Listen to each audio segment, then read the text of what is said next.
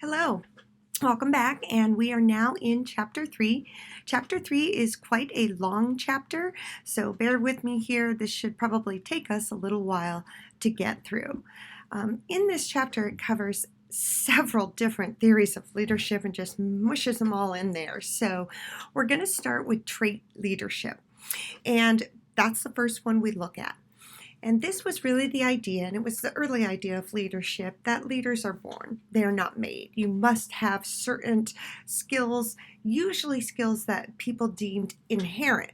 So we're going to go through a bunch of the traits that make up the early definitions of leadership. You don't need to write these all down, but let's take a look at some of the traits that people were considering you need to have these to be a leader.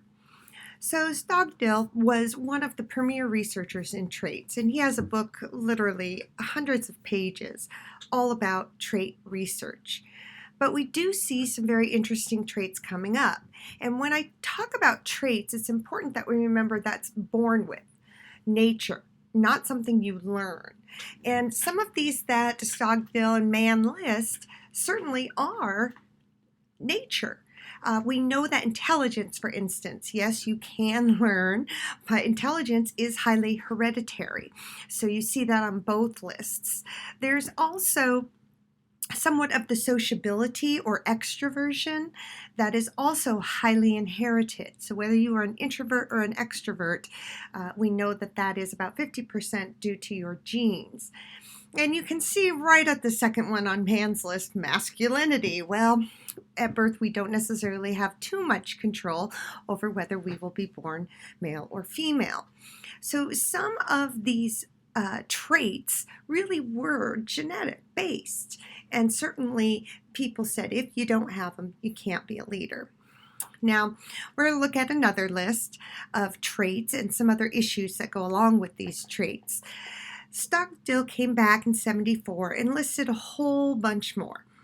Now, as you look at these traits, the challenge began to be that a lot of these you can learn, and you do not have to be born. There's really no personality that you're just born with that would suit leadership. We now know that much of what we know about leadership can be learned, that you can have a drive for responsibility, someone who's very persistent in their goals, anyone who's self-confident, or you have a strong personal identity. We're going to talk a lot about that. You have to be willing to tolerate frustration and this ability to influence, being a very persuasive person, which again, you can learn. In the communication discipline, we have entire courses in persuasion and how to be more persuasive. So ultimately, we're coming back to it's the art of communication again. Can I absorb interpersonal stress? Can I negate relationships? Can I influence other people? These are all social interactions that we become skilled at. So I would definitely make the argument that the more socially communication competent you are, the more likely you are to be a leader. So again, trait research continues well into the 80s and 90s, and we still see intelligence coming up, highly hereditary. I don't like that, but masculinity's in there again, and dominance. Very authoritarian viewpoint almost. Kirkpatrick and Locke found things a little different. Drive, honesty, integrity, again, self-confidence, and cognitive ability is the same as intelligence. So again, there are some that are highly hereditary in here, but in no way does it mean that you cannot learn to be a leader or learn these traits. So the book boils it down to, I think, a top 5, and I also have a top 5 that we commonly see related to leaders. These seem to be central to all the different studies. So intelligence is there. We want to follow people we believe who know what they're doing, that they have some knowledge capacity. Self-confidence. We're going to talk a lot about that in some of our later theories, because I think what we're coming into now is that people need to know who they are. They need to have a good sense of who they are and to be able to argue for what they believe in. And that's going to go in that self-confidence. Determination. Certainly a trait you can learn. This persistence to never give up, to be determined to meet your goals, this tenacity to see everything through. Integrity goes back to honesty, and certainly integrity, honesty, we don't want people who lie to us. We don't see them as leaders. And the last one, sociability. There is research to support that extroverts become leaders more than introverts. However, it doesn't necessarily make them better or worse leaders. An introvert can still lead, it's just in a different way usually. And we'll talk a lot about that because whether you know it or not, I'm an introvert. And certainly I believe introverts can be leaders, can be role models. We just approach sociability in a different way, and it can still be very strategic. So I'm not going to spend a whole lot more time on traits because, in all honesty, I believe most of our leadership is learned negotiations and communication. I don't believe that you are born a leader or that's it. And I think if you read some of the research in the texts, you will come to that conclusion as well. However, I will have you take a little self-assessment. It's the Kersey Temperament Sorter. You're going to take that with this lesson to find out a little bit about your traits. And one of those traits on that is, of course, introversion and extroversion. So we will take that so you get a little bit more sense of some of your traits and hopefully can learn about what positives you have, what strengths you have, and how you can use those to your favor. This is the Kersey Temperament Sorter is a briefer and free version of the Myers-Briggs. Now, there are all kinds of these personality or trait tests out there right now. The other one that I like is Strengths Quest. It gives you your top 5, so you can definitely look that up. And there's tons of other ones that tell you kind of what your strengths or traits are. So definitely be sure to complete that today. All right, so we're going to leave traits already, simple enough, and we're going to go to situational leadership. And situational leadership is widely used today still. And it really looks at the idea that it all depends on the situation. Certainly this becomes a favorite of students because that's your dying motto. It all depends. But it looks at the particular situation and the particular person and asks you to adjust accordingly. So let's take a look at where some of these first theories came up with. One of the things I have a problem with situational leadership is it's a lot on the leader to adjust to every single situation. So you have to be especially communicatively competent. Because if I am going to manage, say, every single employee in my department based on their situation, I've got to make a lot of adjusting, a lot of flexibility. I've got to be on top of who needs what, etc. So it can cause a lot of work on the leader end of leadership. So the first situation we're going to look at is actually not in your book. They just recently took this out, but I want to mention contingency leadership and Fiedler's contingency model of leadership. He basically said that everything is dependent upon your least preferred coworker. So you look to the person you least prefer working with, right? If you have highly negative evaluations of a least preferred coworker, you will have low LPC scores. I'm going to define what that is in a minute. If you have favorable evaluations, that will result in a higher LPC. So what is an LPC score? Let's go there. LPCs, low LPCs, are concerned with task. High LPCs are concerned with relationships. So what this basically means is if you have a negative coworker you evaluate, it's going to result in low LPC scores. That's task. Okay? If you like someone a lot and that's still your least preferred, it's going to result in higher LPC scores, which means focus on the relationship. So what Fiedler was basically after here is based on how you feel about your least preferred coworker, you're either going to engage in task or relationship on the leadership side. And notice we're still carrying now the Ohio studies as well as the Michigans that were concerned with the 2 dimensions. There are always 2, task, relationship. So someone you don't like, you're probably going to engage in more task work with them. Someone you do like, you're going to be more concerned with continuing that relationship. However, there are also three other variables that can affect how you approach that coworker or that subordinate. These are position power, task structure, and leader-member relations. So I'm going to put up a graph that's probably going to look confusing, but don't fret. What we're trying to get at here is just how you feel about your least preferred coworker will tell you something about how you should work with them and manage the situation. So here's the graph. Go with me here for a minute. So if you have, say, a least preferred coworker that you rated very low, but you feel like you still have some good relations and structure your task well and have strong power, then you're going to be able to work with them. So this graph here is really telling you, what do you need to be working on task with them, or do you need to be working on relationship with them?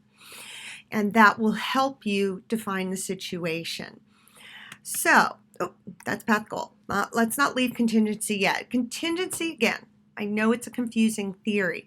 Here's really what I want you to take away. Contingency theory is based off your least preferred coworker. Depending on how you feel about that coworker, you're either going to engage in building task or building relationship with that coworker. And that's all you need to know. You don't want to make it more convoluted. If you can look at this and read the graph, I'll also try to put up the article about contingency theory since it's no longer in the book, because I think if you can read that portion and look at what's on the PowerPoint here, you can put this theory together. All in all, it's based on how you feel about your least preferred coworker. That's the takeaway. Okay, that's the first situation. The second situational theory is in your textbook, and you can read about this one, and it's path goal theory. And this theory is based all on motivation. I, as the leader, have to motivate all of my followers based on where they're at.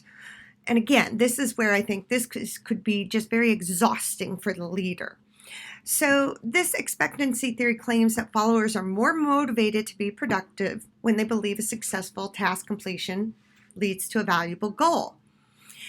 And I do this even with students in the classroom, but it's hard because how do you take 70 students and motivate them when they all might have different goals? There's no way for me to sit down with 70 of you and figure out what valuable goal is yours. But if I had a smaller group I was managing or leading, I might sit everyone down and find out what is their goal, what's valuable to them, and motivate them from that premise. So here are the different kinds of directive kind of leadership in different situations. And again, I'm going to point these out because they're in a nice little box on page 83 in your text. And followers that need directive leadership are inexperienced. Maybe they're not too sure of themselves or the task. So you have to be more directive with them. Give them good directions, clarity. Supportive leadership are followers who have the skills, but maybe they're just unsure themselves and need a little support along the way. Participative leaderships is followers who are unsure to some extent, but they want to participate and they can participate, so you've got to push them to participate. And active achievement-oriented leadership are those followers who are achievement-oriented. They're going to go towards the goal no matter what. You probably don't have to do much for them. You can, with participative and achievement-oriented, you can leave the task a little more unstructured because these two groups are already motivated to perform, the participative and the achievement. The directive and the supportive, though, the task has to be much, much more structured because they probably don't have enough information or enough motivation to get to the goal completion. So path goal theory is all about motivation. Check out the little box on 183, just 83, my apologies, that talks a little bit more about path goal. But the takeaway from this one is motivation. Everything is determined by motivation. All right. Then we run into situational again. Here's another one. This is the third one already. And this is Hershey and Blanchard. And they basically said you need to deal with people based on follower readiness, their ability and their willingness. So this is a very popular theory, widely used today still. So an R1 has low ability and low willingness. They don't have the skills and they don't want to do the job. R2, low ability, they don't have the skills, but they're highly willing to learn. R3 has a high ability. They have the skill set, but they just don't want to work or they don't want to do it. And our R4 is our high ability and our high willingness. So this model with Hershey and Blanchard said basically you have to look at the maturity and the willingness of the participant. Theirs was all about maturity and skill set. And based on the maturity and the skill set of your followers, you will know how to engage in leadership with them. So let's take a look at their graph, because it uses similar words here, but don't get confused. It was kind of the same thing.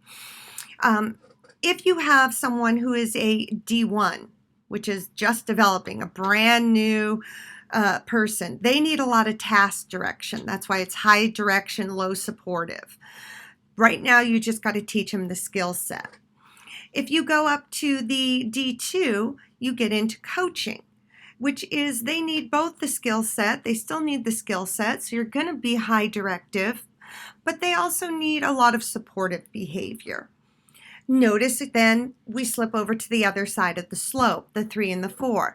The high supportive, low directive, this means they've got all the knowledge. I just have to support them and get them more willing to engage in the task. And if I've got a D4, I don't need to support them or be directive. I can let them go, which is why it says delegating there. Just delegate, let them do it. They know what they're doing, they want to do it, so you don't need to engage with them as much as a leader. And it can be frustrating when you know what you're doing, you have the confidence to do it, you're willing to do it, and you have someone over you micromanaging. Hershey and Blanchard's leadership here would say that's poor leadership. Delegate it out and let them go do it. But if you've got someone who has no clue what they're doing, you better be directing them, which is sticking strictly to task. Okay? I do want you to know the 4 styles in terms of this diagram here. And again, this theory is talked about in your book. So I know it's a lot to digest and I'm going quickly in the video, but I'm really hoping this is where the readings will come in. There are 2 last ones this chapter throws at us, the functional and the relational. So we've looked at traits, leading by traits, leading by the situation.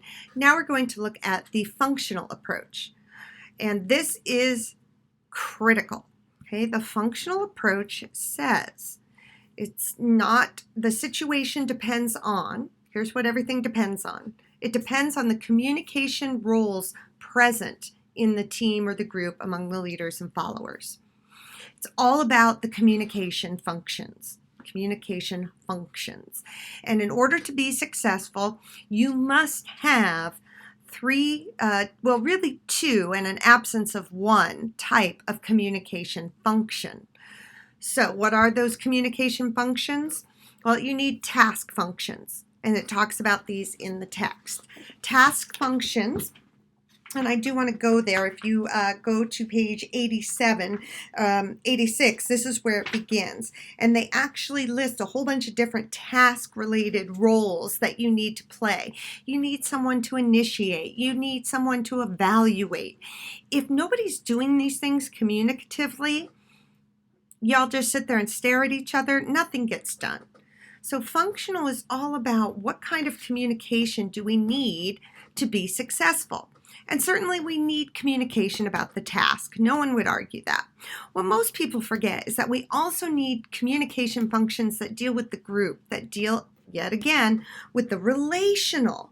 You need the encourager, the harmonizer, the gatekeeper. This is the person who kind of keeps the group together. So a lot of people will say, oh, that's not a leadership role.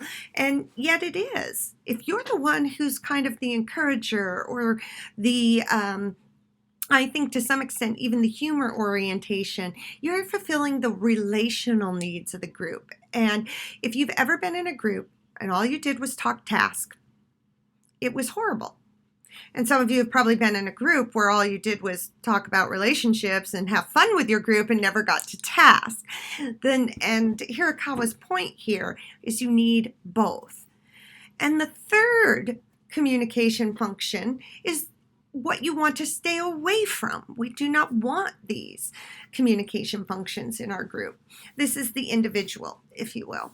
Individual roles are things that take away from the group. So the narcissist, the person who won't shut up, the self-confessor, and the aggressor, the person who attacks everyone, or the blocker. These are dysfunctional roles to a group, and certainly would harm the process. So you don't want individual roles.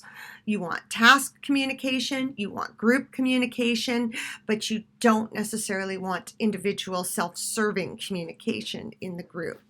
So the page 90 that you see there is still accurate. You can look at all those different roles. They're actually on 86 to 90. So do take a look at those. Functional approach, takeaway, is what communication functions you need present to be successful. And the last one. This one says everything depends on the relationship. Leader-member exchange theory looks at the quality of the relationship between an individual leader and a follower.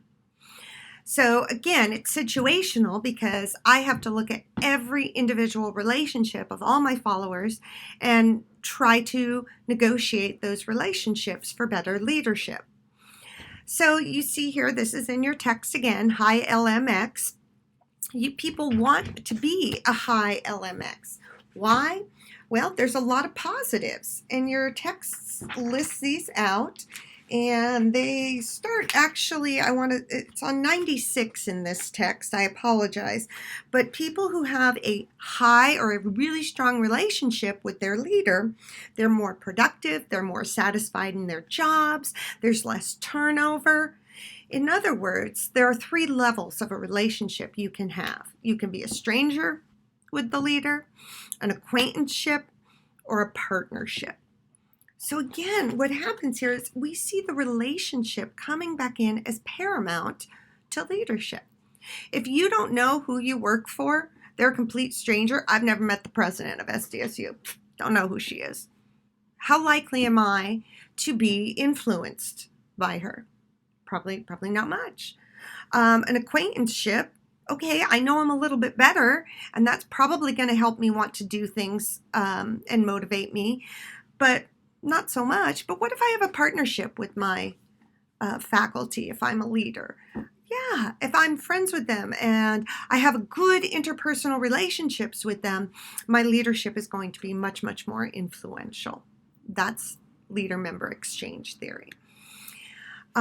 Again, all of the things I said, followers with a high LMX relationship with their leader have many, many, many positives. So it's another reason to say, this really isn't about being born with a certain trait. It is about communication. It's not about just completing a task. It's about building relationships.